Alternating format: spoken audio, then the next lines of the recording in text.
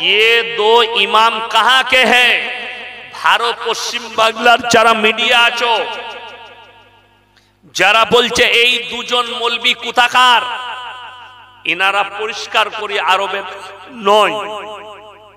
স্টেজে যতগুলো আলেম উলামা ছিলেন সবাই জানেন আমাদের দেশের, তাই এটা মিথ্যা নয়। প্রতিশ্রুতি দিয়েছিলেন হুমায়ুন বাবু আরব থেকে মেহমান আনা হবে। আপনি বলুন, আরবের মেহমানটা মেহমান আর হাওড়ার মেহমানটা মেহমান নয়? মেহমান। খালি মিস্টেক কোথায়? উনি আরবের বলেছিলেন কিংবা মৌলবীরা বলেছিলেন আরবের, কিন্তু আরবের আনা এই মুহূর্তে সম্ভব হয়নি। তাই তিনারা দুজন ভারতবর্ষের বিখ্যাত কারি, দুজন কোথাকার কারি বললাম? ভারতের বিখ্যাত কারি দুজন। তাদের তেলাওয়াতের দ্বারা, আচ্ছা আরবের আলেমরা কোরআন পড়লে কোরআন আর আমরা পড়লে কোরআন নয়? কথা বলে না? আমরা পড়লেও কোরআন। আচ্ছা আমরা পড়লে নেকি কম হবে আর আরবের কারীরা পড়লে বেশি হবে? এটা কোনো মাথা নয়, মতলব নয়।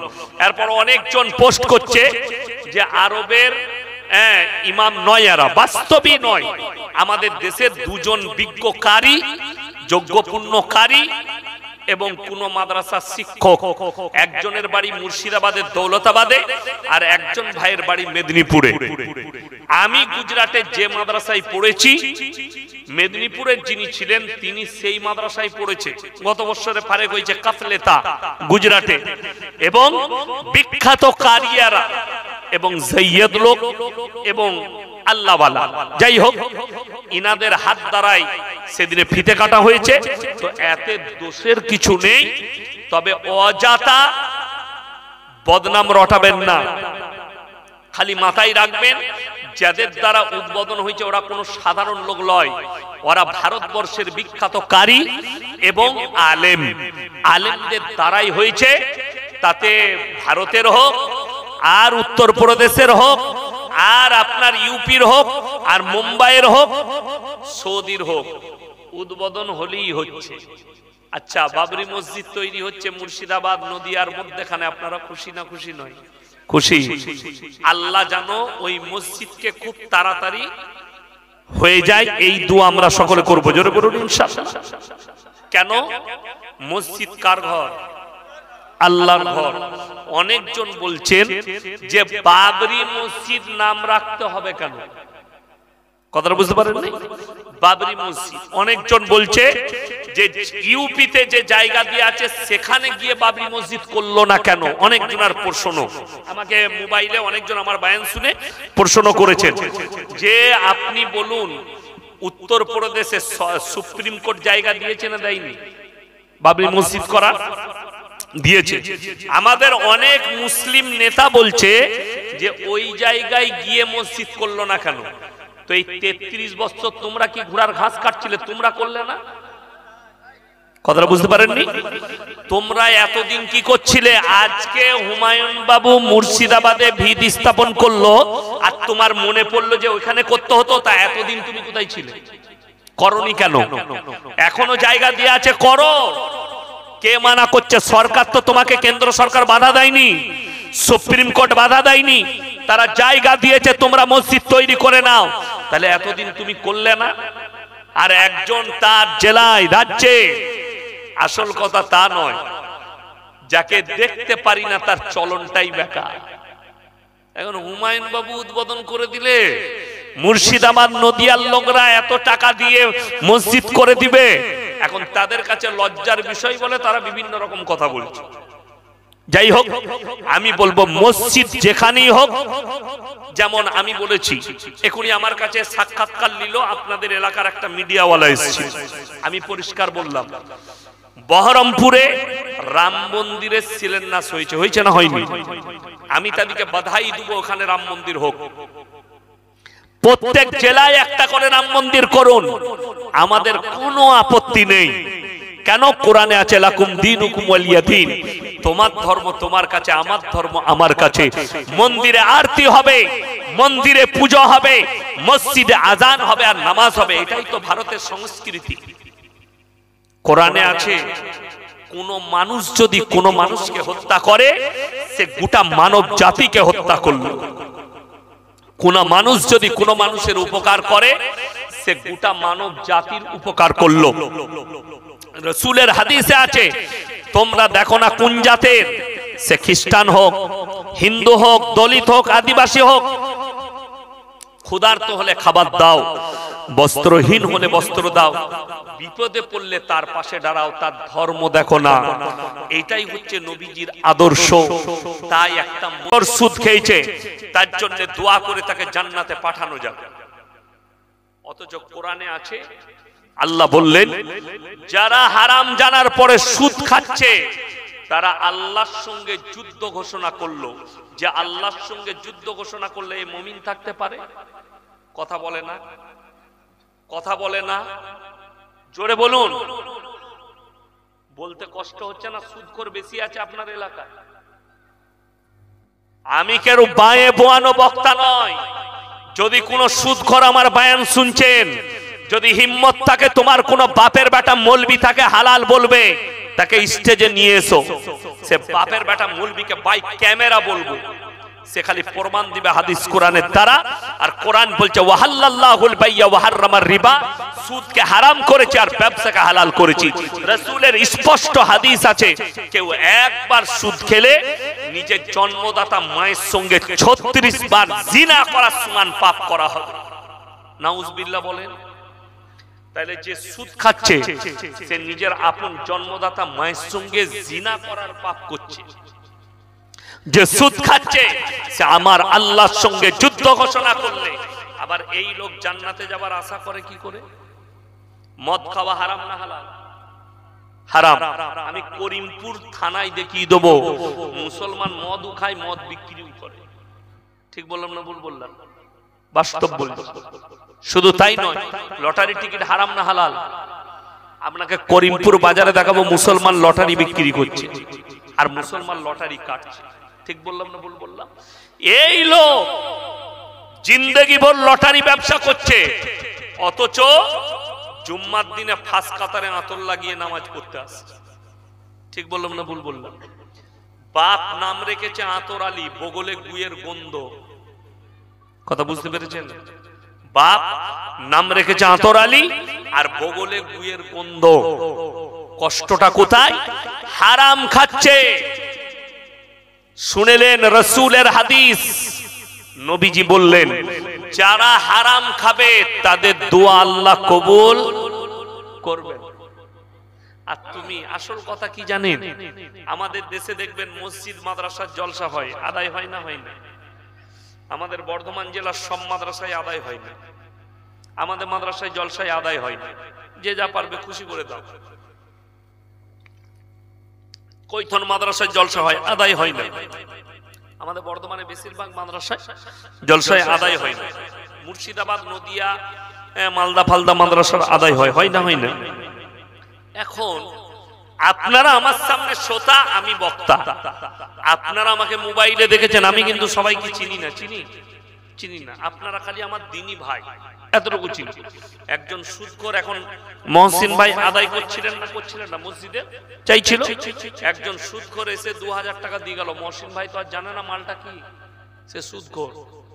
আর মহসিন ভাই আহারে বান্দারে গোদাই বসেছিল, আর ছিল কিনা ছিল 2000 দিল, দিয়ে জান্নাতে ভরে দিল। সে মনে করলে এত ভালো জান্নাত আর কোনো হুজুর দিতে পারবে না, তো মহসিন ভাই আমাকে জান্নাতে ভরে দিবে। সে আর সুদ ছাড়বে? বড় কষ্ট লাগে। তোমার মহসিন ভাই শুধু নয়, গোটা পৃথিবীর মৌলবীকে যদি এক কাছে করো আর হারাম জানার পরে তুমি যদি জীবন আদর্শটা সুদের উপরে কাটাও, আল্লাহর কসম জান্নাতের খুশবু পর্যন্ত পাবে। লেখে নিয়ে যাও। হ্যাঁ, তুমি যদি হারাম জানার পরে, আজকে ইয়াসিন ভাই বলে গেল আমাদের গ্রামে এসে সুদ হারাম। আপনাকে আমি চ্যালেঞ্জ ছুড়ে বললাম, আমরা হিন্দু মুসলিম একসাথে বাস করি না? করি না? করি। আপনার প্রতিবেশী হিন্দু ভাইদিকে জিজ্ঞেস করবেন, তাদের ধর্মে যদি কেউ সুদ খায়, হিন্দু ভাইরা তাকেও খারাপ চোখে দেখে। ঠিক বললাম না ভুল বললাম? খোঁজ নিবেন আপনার প্রতিবেশী হিন্দু ভাইয়ের কাছে। যদি হিন্দু ধর্মে কেউ সুদ খায়, হিন্দু ভাইরাও তাকে খারাপ চোখে দেয়, এ ভালো লোক নয়, এ ভালো মানুষ হতে পারে না। আমার বন্ধুগণ, আমার আল্লাহওয়ালা ভাইয়েরা, অনুরোধ করে বলছি, যারা সুদের সাথে লিপ্ত আছেন তারা তওবা ইস্তেগফার করুন। বেঈমান কাফেররা এত জলসা, এত জুম্মাই বয়ান, কোন জায়গায় মিলাদ, এত দাওয়াত ও তাবলীগের মেহনত চলছে না, চলেনি? 2, 3, 4 বিশ্ব ইজতেমা আছে। কোথায়? হুগলির পুইনানে, আমার বাড়ি থেকে কাছে, হাই রোডের ওপরে। এত মেহনত চলছে, তারপরেও আমরা নাকাম, বেঈমান কাফেররা কামিয়াব। যদি বলেন কেমন করে? তারা যে চেষ্টা করেছে তারা কামিয়াবি লাভ করেছে। আশা করি আপনাদের এলাকায় গ্রুপ লোন, বন্ধন লোন নাই, ঘরে ঘরে আছে। তাহলে তারা কামিয়াবি লাভ করেছে না করেনি? করেছে। এখন গ্রুপ লোনে মায়েদের একটা লাভ হয়েছে। কি লাভ? 10টা করে মেয়ে গ্রুপ করেছে, তাদের মধ্যে একজন হেড, আর 9টা মেয়ে তাকে ম্যাডাম বলে আসছে। মনে করে আমার যাহা তাই ব্যাপার, এমনি ম্যাডাম হতে পারেনি, সুদ খাবার ম্যাডাম হয়েছে।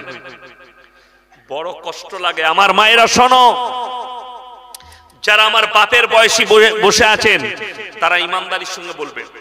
আমাকে অনেকজন বুড়ো মনে করছেন নাকি? 39 বছর বয়স চলছে আমার। কত বললাম? 39। মানে আমি 20 প্লেয়ার এখন, আমি বুড়ো লয়। হ্যাঁ, তো যারা আমার বাপের বয়সে আছে ইমানদারির সঙ্গে বলবেন, এমন একটা যুগ গেছে, ভাদ্র আশ্বিন মাসে মানুষের টান যেত। ঠিক বললাম না ভুল বললাম বাবা? ভাদ্র আশ্বিন মাসে কি হতো? মানুষের বাড়িতে খাবার থাকতো না, টান যেত, অভাব যেত। আচ্ছা, সেই সময় মানুষ সুদ খেত? সুদের পয়সা নিত কোনো মানুষ? না। কি খেত?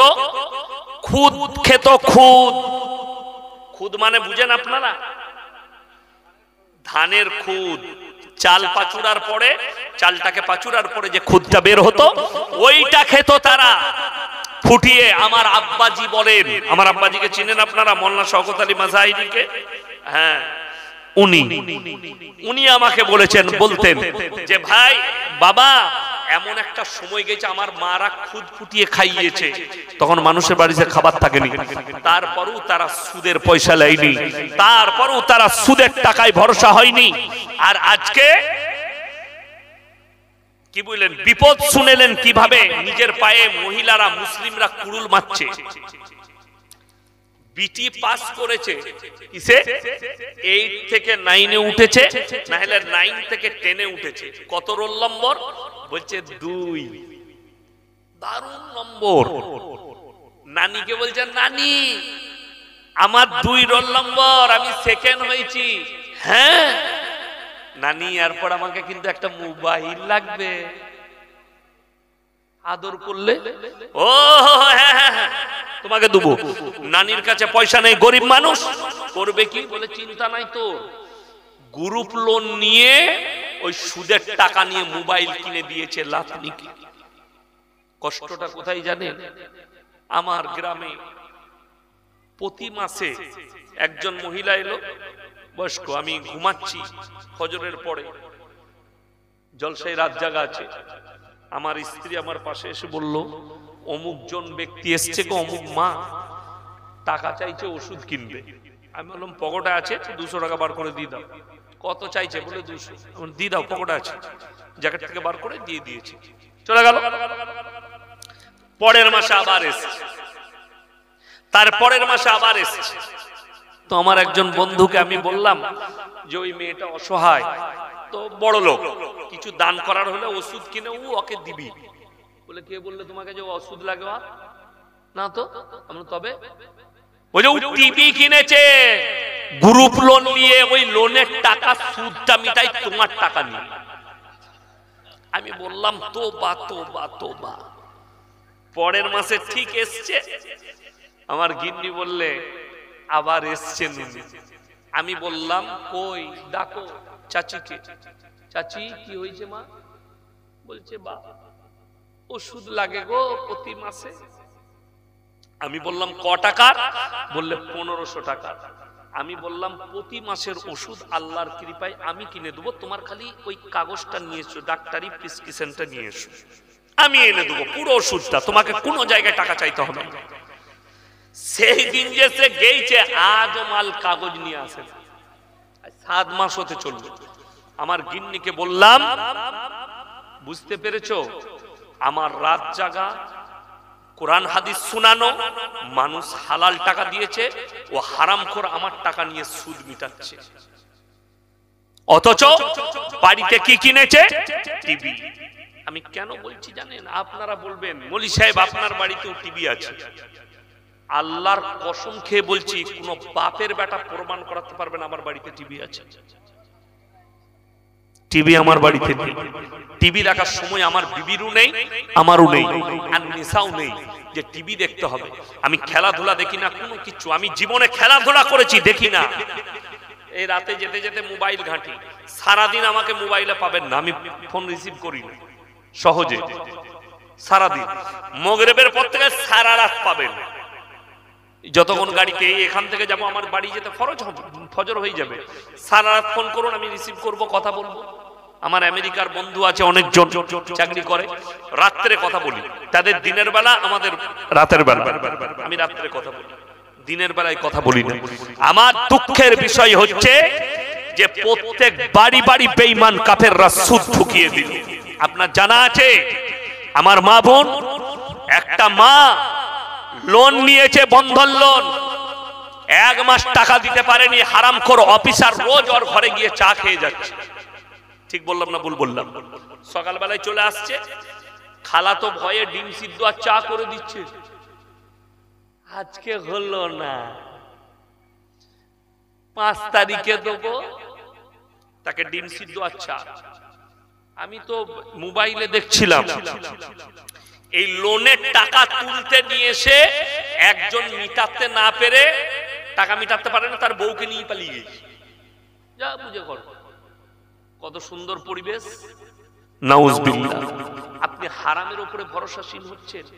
আল্লাহর কসম, আল্লাহর নবী সাহাবীদের আখলাক আর চরিত্র দেখলেন, আপনি বুঝতে পারবেন। সাইয়েদনা বেলাল হাবসি রাদিয়াল্লাহু তাআলা আনহু তার ঈমানটা একবার মেপে দেখলেন, তাদের ঈমান কেমন ছিল। মানুষ খেয়ে মারা যায় না, না খেয়ে মরে। রুজির মালিক কে? জোরে বলুন কে? রুজির মালিক যদি আল্লাহ হয়, আপনি কার উপরে, হারামের উপরে কেন ভরসাশীল হচ্ছেন? হারামের উপরে কেন ভরসা হবে আপনার? যে রুজির মালিক যদি আল্লাহ হয়, আপনি জেনে রেখে দিবেন, আপনি জঙ্গলে থাকুন আর মঙ্গলে থাকুন, আর আপনি যে জায়গায় থাকবেন, রুজি আল্লাহ আপনাকে দান করবে। কেউ কে আল্লাহ তাআলা এসি রুমের ভেতরে খাওয়াচ্ছে, কেউ ডাইনিং টেবিলে, কেউ দামি হোটেলে, কেউ রাস্তায়, কেউ ডাস্টবিনে। আল্লাহ প্রত্যেকটা প্রাণীকে, প্রত্যেকটা মখলুককে আল্লাহ রুজি দান করছেন। জোরে বলুন সুবহানাল্লাহ। আমরা তো মানুষ, তাই না? আচ্ছা বলুন তো, কেউ যদি বলে ফজরের নামাজ পড়ে, রুজি ইয়াসিন সাহেব বলে গেছে রুজির মালিক আল্লাহ, তাইলে বউকে বললে ফজরের নামাজ পড়ে গলায় ধরে শুয়ে পড়ো, বেলা 12টায় উঠে একবারে ভাত খাবো, ভাত পাবে? খাবার পাবে? পাবে না। তার জন্য শর্ত হচ্ছে আপনাকে ইনকাম করতে হবে। হবে না? হবে না। সকালে বাজার করে এনে দিতে হবে, বিবিকে রান্না করতে হবে। আমার বন্ধুগণ, ফজরের নামাজ পড়ে একবার গাছের নিচে বসে গাছের দিকে তাকিয়ে দেখুন, একটা পাখি না তাকে ইনকাম করতে হয়, না তাকে কোনো কিছু করতে হয়, আল্লাহ তাকে বিনা পরিশ্রমে রুজি দান করে। পৃথিবীর বিজ্ঞান বলছে 3 ভাগ প্রাণী সমুদ্রের তলে, 1 ভাগ ওপরে। সমুদ্রের তলে সব থেকে বড় প্রাণীর নাম হচ্ছে নীল তিমি। তার 24 ঘন্টায় 100 কুইন্টাল খাবার লাগে। কে রুজি দান করে? 3 ভাগ প্রাণীর রুজি আমি আল্লাহ দান করি, 1 ভাগ প্রাণী স্থলে, তাদের রুজি আমি আল্লাহ দান করি। আর মানুষ 100 গ্রাম চালের ভাত খাবে, একটু ভাত খাবে, তার রুজি আমি আল্লাহ দান করতে পারবো না। কোরআন শুনাই, ওয়াজকুর ফিল কিতাবি মারইয়াম ইদিন তাবাদাত মিন আহলিহা মাকানান শারকিয়া। সামনে ফেলিয়ে এলাম, এটাই তো করিমপুর বাজার নাকি? হ্যাঁ, করিমপুর বাজার ফেলিয়ে এলাম। কোরআন শোনাচ্ছি, যারা মনে করছেন রুজির মালিক আল্লাহ কেমন, তাদেরকে বলছে অনুরোধ করে ফজরের নামাজের পরে একবার করিমপুর বাজারে চলে যান। 100টা বড় লোককে দেখতে পাবেন আন্ডার প্যান্ট পরে ছুটছে। ঠিক বললাম না? ডাক্তারে বলেছে শৈশু গয়কার র কি সুগার, 3 কিলোমিটার হাঁটবি। বড় লোক, কোটি টাকার মালিক, করিমপুরে বড় হার্ডওয়ার্সের ব্যবসা, বড় আপনার ওষুধের ব্যবসা, বড় আপনার মাটবেলের ব্যবসা, দামি দামি ব্যবসা আছে। কিন্তু যখন দস্তারখানে বসে পুরা রুটি আর করেলা ভাজি খায়, আর তার দোকানে যে কর্মচারী, তাকে আল্লাহ বলেছে যা জুটবে সব খাবে। কথা বুঝতে পারেননি? কোরআন শোনাচ্ছি। আলহামদুলিল্লাহ। ওয়াজকুর ফিল কিতাবি মারইয়াম ইদিন তাবাদাত মিন আহলিহা মাকানান শারকিয়্যা। ঈসা নবীর মা মারইয়াম, তারই কথা এই সূরা মারইয়ামে আছে। মারইয়াম যখন নিজেকে নিজের পরিবারের কাছ থেকে পূর্ব দিকে এক স্থানে নিজেকে বন্দী করে নিলেন, একটা ঘরের মধ্যে তিনি নিজেকে বন্দী করলেন, মানে লক, ভেতরে ঢুকে গেল। আচ্ছা, অনেক মেয়ে ঘরের ভেতরে খিল মারে না? মারে না? মারে। উনি নিজের লক করে নিলেন, নিজেকে পর্দা করে নিলেন। ফাত্তাগাদাত মিন দুনিহিম হিজাবান ফারসালনা ইলাইহা রূহানা ফাতামাত্তালা লাহা বাশারান সাওয়্যা। আমি আল্লাহ রাব্বুল আলামিন জিবরিল আমিনকে পাঠালাম, তুমি মরিয়মের গৃহে প্রবেশ করো, ঘরের মধ্যে মানুষ রূপে প্রবেশ করো। জিবরিল আমিন যখন মানুষ রূপে প্রবেশ করলেন, মরিয়ম বলছেন তুমি যদি মানুষ হও আমার বাড়ি থেকে বেরিয়ে যাও, আমি একজন পবিত্র নারী, সতী সাবিত্রীর নারী। জিবরিল আমিন বললেন আমি কোন মানুষ নই, আমি আল্লাহর ফেরেশতা জিবরিল আমিন। আল্লাহ আমাকে মানুষ রূপে প্রেরণ করেছেন, তোমার কাছে পাঠিয়েছে। আল্লাহ সুসংবাদ দিয়েছেন একটা পুত্র সন্তানের, তোমার গর্ভে আল্লাহ নিজের নবীকে প্রেরণ করবেন। জোরে বলুন সুবহানাল্লাহ। হযরতে মারইয়াম, আল্লাহ বললেন হে আমার জিবরিল আমিন, তুমি হাতটা টিপে জামার আস্তিনটা টিপে ধরো আর তার হাতেতে ফুঁক মেরে দাও। আল্লাহর কুদরতে সঙ্গে সঙ্গে 9 মাসের গর্ভবতী। জোরে বলুন সুবহানাল্লাহ। একটা মেয়েকে গর্ভবতী হতে কতদিন লাগে? 9 মাস। 1 মাস হলো পরীক্ষা করবে, 1 মাসের প্রেগন্যান্ট, 2 মাসের, 3 মাসের, 4 মাসের, 5 মাসের। কিন্তু শুধুমাত্র 1 সেকেন্ডের ভেতরে আল্লাহর কুদরতে 9 মাসের গর্ভবতী যখন মরিয়ম নিজেকে অনুভব করলো আমি একজন গর্ভবতী, তখন মরিয়ম কাঁদলেন, ওগো আল্লাহ আমি আমার কমকে কেমন করে জবাব দেব? আমাকে কোন পুরুষ মানুষে স্পর্শ করেনি, আর আমি কোন ব্যভিচারিণী নই। আবার আল্লাহ বললেন হে আমার জিবরিল আমিন বলে দাও, আমি আল্লাহ যদি বলি কুন ফায়াকুন, সঙ্গে সঙ্গে হয়ে যাবে।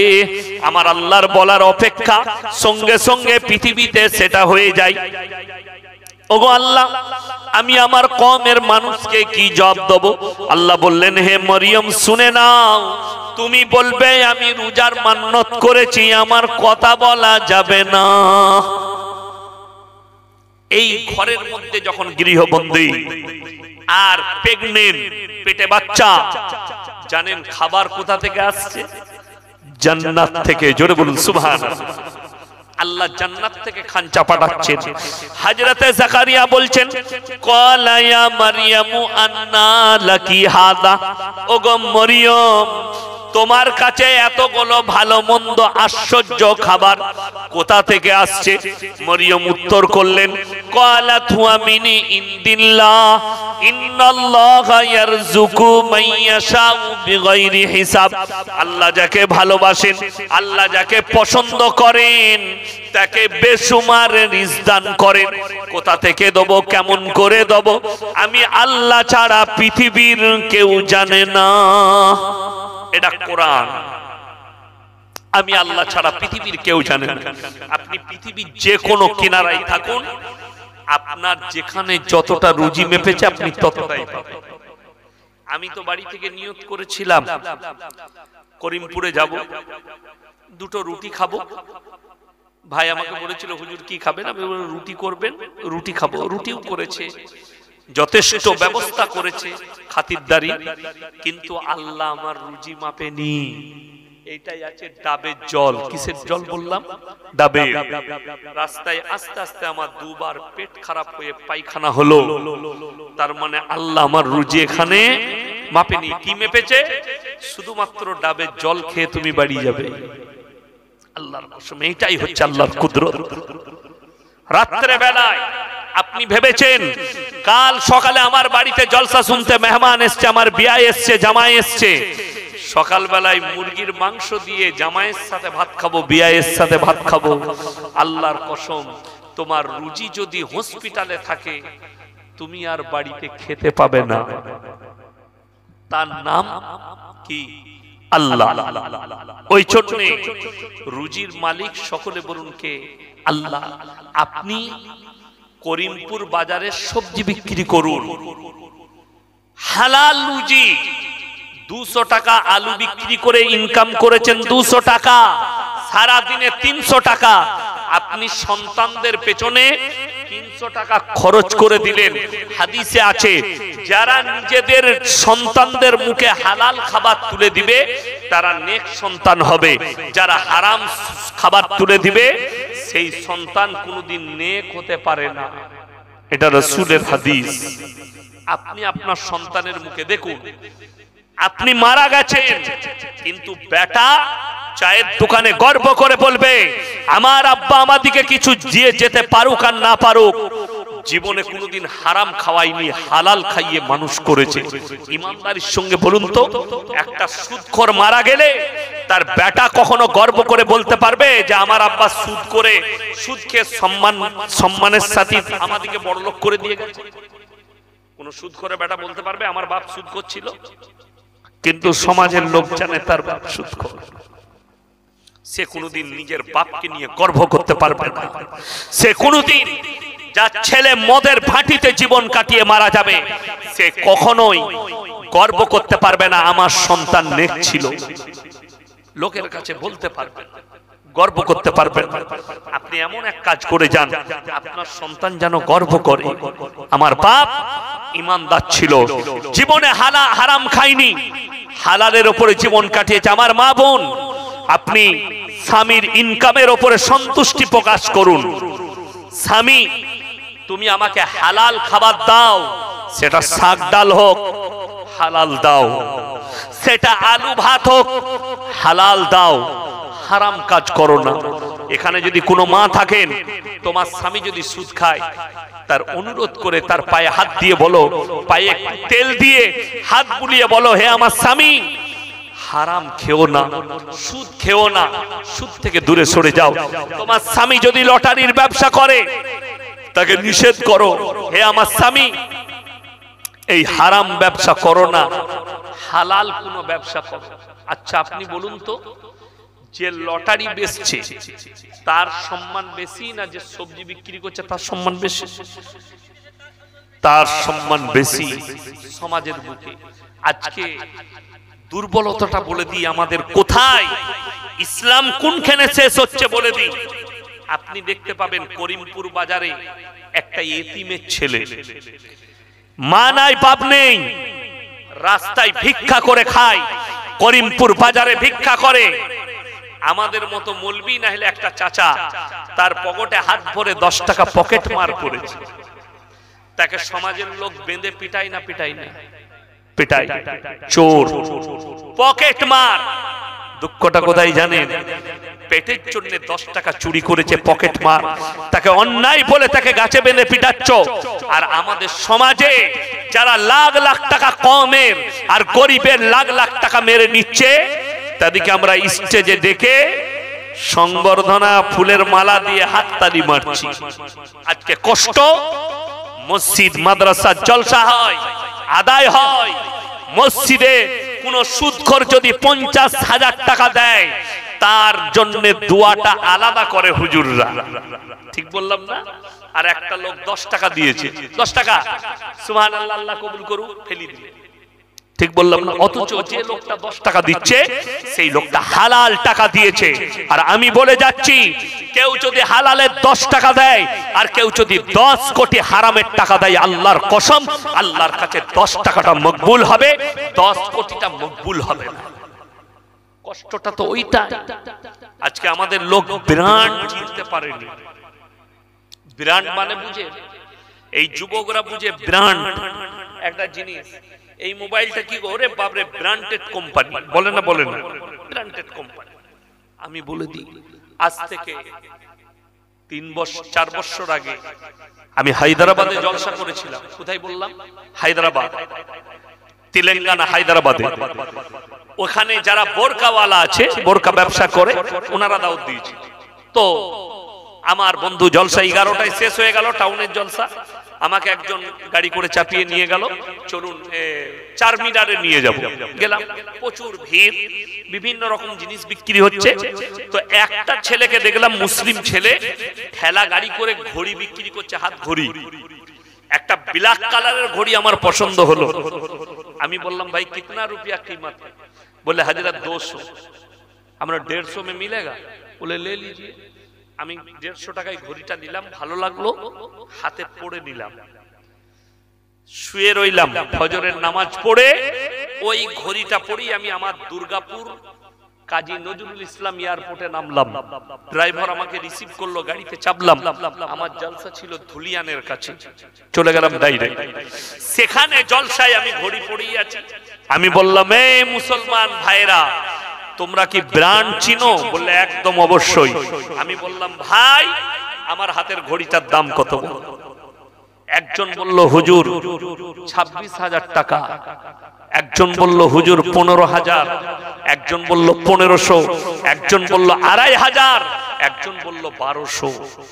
যতজন দাম বলেছে কেউ ভুল বলেনি, সবাই ঠিক বলেছে।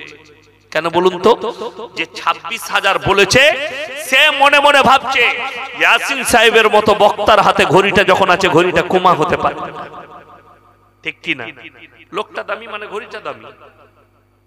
করিমপুর বাজারে কোন গরিব মানুষের ছেলে ছিঁড়া প্যান্ট পরে যদি যায়, 10টা লোক চায়ের দোকানে বসে থাকলে, ও গরিবের ছেলে, তো বলবে না? বলবে না? ওটা গরিবের ছেলে। কিন্তু ওই প্যান্টটাই ওর কাছ থেকে নিয়ে এলেন, যে শাহরুখ খানকে পরিয়ে দেন, বলবে দারুণ ডিজাইন বে, কোথায় পাওয়া যাবে বলতো? খালি লোকটা পাল্টালো, মালটার দাম বেড়ে গেল। কথাটা বুঝতে পারেননি? লোক এখন আমি আসল বাঁশটা দিই না, এয়ারপোর্টে দেবো। কি বলুন তো? দুঃখটা ওইটাই আমাদের সমাজে। আপনি ব্র্যান্ড চিনেছেন কোনটাকে? যে লোকটা হারাম খেয়েছে, লোকের মেরে নিয়েছে, ভাইয়ের সম্পত্তি মেয়ে বড় লোক, বললে এই লোকটার পয়সা যখন আছে, এ যখন মসজিদে বেশি দান করছে, একে মসজিদের সেক্রেটারি করে দেবে, ঠিক না? আর একটা লোক সবজি বিক্রি করে, জীবনে কারোর 1 টাকা মারেনি, হালাল জিনিসের উপরে চলেছে, হালালের উপরে 5 ওয়াক্তের নামাজি, দিনদার। এই লোকটার কাছে পয়সা নেই, মসজিদে 1000 টাকা দেয়, বলে একে মসজিদ কমিটিতে রাখা যাবে, পয়সা নাই, বড় লোক হতে হবে। আমার মনে পড়ে, আমি তখন ছোট, পুরুলিয়া টাউনে টাটারি বলে একটা গ্রাম আছে, টাটারি টাউনের পাশে, সব ফলওয়ালা। আমার আব্বাজির সঙ্গে যেতাম, ফল কিনতেন। তো একজন চাচা ছিলেন ফলওয়ালা, যখনই মাল দিতেন যাকেই দেখ, মিনিমাম 10 গ্রাম, 20 গ্রাম, 50 গ্রাম বেশি দিতেন। আমার আব্বাজি একদিন বললেন, চাচা আপনার তো লস হয়ে যাচ্ছে, মানুষকে এত বেশি দিচ্ছেন কেন? তিনি কি উত্তর দিলে জানেন? 1 গ্রাম যদি কম চলে যায়, আমি কিয়ামতের দিনে আল্লাহর কাছে হিসেব দিতে পারবো না। আমারটা যাক, তারটা যেন আমার কাছে না আসে, আমি কিয়ামতের দিনে হিসেব দিতে পারবো না। আর দুঃখের বিষয়, আমি একদিন ইসলামপুরে জলসা করেছি, বাড়ি ফিরছি, বহরমপুর বাস স্ট্যান্ডে দেখবেন সারা রাত ফলের দোকান খোলা থাকে, ঠিক কি না? আমি ড্রাইভারকে বললাম, গাড়িটা লাগাও, বাড়ির লেগে ফল নেব। তো দাঁড়িয়ে আমি বললাম, ভাই আপেল কত কিলো গো? বলছে হুজুর 200 টাকা। আমি বললাম 170 হবে না বা? বলে নিয়ে যান। আমি 3 কিলো দাও। 3 কিলো আপেল ওজন করলে আমি বাড়িতে নিয়ে গেলাম। আমার মা বললো এটা 3 কিলো হবে না। তো আমার মাদ্রাসায় কম্পিউটার কাঁটা আছে, নিয়ে গিয়ে চাপালাম, 2 কিলো 600 মাল, 400 নাই। বিশ্বাস করুন। কিন্তু যে দিচ্ছে সে মুসলিম। কে? মুসলিম। পরের দিনে তার কাছে দাঁড়িয়েছি, আমি বাবা আজকে আপেল কত? বলছে হুজুর ভালো আছে না? হ্যাঁ, তুমি যা দিয়েছো ভালো থাকবে না মানে? তুমি তো 3 কিলোটা 2 কিলো 600 দিয়েছো। না আমার দাড়িতে গোলমাল নাই। আমরা না, তুমি তো ইমানদার লোক, কিন্তু মাথায় রাখবে তুমি যে 400 মাল মেরেছো কিয়ামতের দিনে ফেরত দিতে হবে। কেন? আল্লাহ তাতগাউ ফিল মিজান ওয়া আকিমুল ওয়াজনা বিল কিসতি ওয়া লা তুকসিরুল মিজান। কিয়ামতের দিনে আমি আল্লাহ দাড়ি পাল্লা দাঁড় করাবো। যারা ওজনে কমা বাড়া করে, যারা কম দেয় আর নিজেকে লাভবান মনে করে, কিয়ামতের দিনে তাদের নেকি কেটে তাদেরকে দেওয়া হবে। আপনি আলু বিক্রি করেন, কম দিবেন না, 10 গ্রাম বেশি দেন, ঝুঁকিয়ে দেন, আপনার 1 টাকা লাভ কম হোক, কিন্তু কিয়ামতের দিনে বেঁচে যাবে। এইটাই যারা চুরি করে হারাম। আমার বন্ধুগণ, আমার ভাই, অনুরোধ করে বলছি সবাই নিয়ত করুন আমরা হালালের উপরে চলবো। জোরে বলুন ইনশাআল্লাহ। ইমানদারির সঙ্গে বলুন 5 ওয়াক্তের নামাজ ফরজ না? ফরজ নয় বাবা। 5 ওয়াক্তের নামাজ কি ফরজ? আমাদের সমাজে 80টা লোক বেনামাজি। ঠিক বললাম না ভুল বললাম? 100টার মধ্যে আরো বেশি হবে বেনামাজি। আমার যুবক যারা আছো দেখুন, একটা বাচ্চার 10 বছর বয়স হলে নামাজ ফরজ হয়ে গেল, একটা মেয়ের 10 বছর বয়স হলো নামাজ ফরজ। ইমানদারির সঙ্গে বলুন তো, একটা বাপ একটা মা এই শীতকালে একটা 10 বছরের ছেলেকে তুলবে বিছানা থেকে? কি বলবে? আমার বাচ্চার ঘুমের ডিস্টার্ব হবে। বলবে না? বলবে না? কষ্ট হবে, বড় কষ্ট লাগে, দুঃখ লাগে। আপনি আপনার মেয়েকে তুলছেন না, ওই বাবাটাই হচ্ছে সব থেকে বড় দুশ্মন সন্তানের জন্য। ওই মাটা সব থেকে বড় দুশ্মন। আমার মেয়ের ঘুমের ডিস্টার্ব হবে, একে যদি নামাজের জন্য তুলি, তাই আমার মেয়ের ঘুমটা যেন না ভাঙে, তাই তারা শুয়ে থাকুক। এর থেকে বড় দুশ্মন মা বাপ পৃথিবীতে আর কেউ নেই। এটা মাথায় রাখবে। এর থেকে বড় দুশ্মন বাপ কেউ নেই যে নামাজের জন্য সন্তানকে উঠাই না। কোরআনকে জিজ্ঞেস করুন নামাজের ফায়দা কি। 1 নম্বর, ইন্নাস সালাতা তানহা আনিল ফাহশাই ওয়াল মুনকার। নিশ্চয়ই নামাজ এমন একটা ইবাদত, নামাজ এমন একটা ইবাদত, মানুষ যখন নামাজ পড়তে শুরু করে তখন কি হয়? খারাপ কাজ থেকে সরিয়ে ভালো কাজের দিকে নিয়ে যায়। জোরে বলুন সুবহানাল্লাহ। রাসূল সাল্লাল্লাহু আলাইহি সাল্লামের হাদিস, যার নামাজ নেই তার মধ্যে ইসলাম নেই। যার নামাজ নেই তার মধ্যে কি নেই? ইসলাম নেই। সবাই হাত তুলে বলুন তো, আজ থেকে 5 ওয়াক্তের নামাজি হব ইনশাআল্লাহ ফজর থেকে। এই হাত তুলেন, এই যুবকরা হাত তুলো, এই হাত তুল, তাড়াতাড়ি হাত তুলো, এই হাত তুলছেন না কেন? তাড়াতাড়ি জোরে বলো ইনশাআল্লাহ। এই তোমরা বলো জোরে ইনশাআল্লাহ। ইনশাআল্লাহ। হ্যাঁ দেখুন, এই আমার যুবক ভাইয়েরা, এখন সবারই কাছে এই মোবাইল আছে না নেই? আছে। তাহলে তুমি অ্যালার্ম দিয়ে দিবে। অ্যালার্ম দিলে ঘুম ভাঙবে না? ভাঙবে না? ঘুম ভেঙে যাবে, তুমি নামাজের শরীক হও। আরে মুমিন যদি মুসল্লি চিনতে চাও, শীতকালে ফজরের সময় চলে যাও মসজিদে। যে আমার চাচারা, আমি অনেকজনকে বলেছি, মাজারে ভণ্ড পীরের কাছে না গিয়ে ফজরের সময় মসজিদে গিয়ে দেখো পৌষ মাসের শীতে যে আমার বাবাজিরা নামাজ আদায় করছে ঠান্ডা পানিতে উজু করে, এদের জুতো সোজা করো, লাভ হবে। কিন্তু ভণ্ড পীরের মাজারে যেও না। এটা আমি ইয়াসিন বলে যাচ্ছি। অথচ আপনি শীতের ভয়ে নামাজ পড়েন না। অনেক মা বোন নামাজ পড়ে না। কোরআন 12 মাস তেলাওয়াত করা যায় না? যায় না? তেলাওয়াত করা যায়। যেমন আপনারা দেখেছেন বাবরি মসজিদ উদ্বোধন হয়েছে, হয়েছে না হয়নি? হয়েছে। সেখানে আপনার কোরআনের তেলাওয়াত হয়েছে। এখানে একটা কথা পরিষ্কার করি, যেহেতু মিডিয়া আছে, গতকাল থেকে বিভিন্ন ভারতের মিডিয়ারা, এমনকি ডিএনএ টিভি একটা মিডিয়া আছে, বড় মিডিয়া, তার খবরটা আমার কাছে এলো।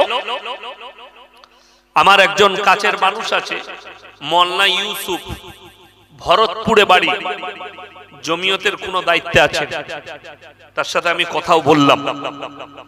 যে দুজন মেহমানকে দেখেছে সৌদি আরবের, অ্যাকচুয়ালি তারা সৌদি আরবের নয়, তারা আমাদের দেশের মানুষ, পশ্চিম বাংলার মানুষ। মানুষকে এত ভিড়ের মধ্যে বলতে ভুল হয়েছে, তেনারা প্রচার করতে পারেননি। কেন? এত তাড়াতাড়ি সহজে ভিসা নিয়ে আরব থেকে মেহমান আনা সম্ভব নয়। অর্থাৎ মানুষের যারা বলেছে ওখানেও এলান করা দরকার ছিল, যেহেতু মানুষের এত ভিড় সমাগম হয়েছে, ওখানে আর এলান করা যায়নি। তাই যে সমস্ত মিডিয়া हमारे हिंदुस्तान के हिंदी मीडिया वाले हो और ये कह रहे हो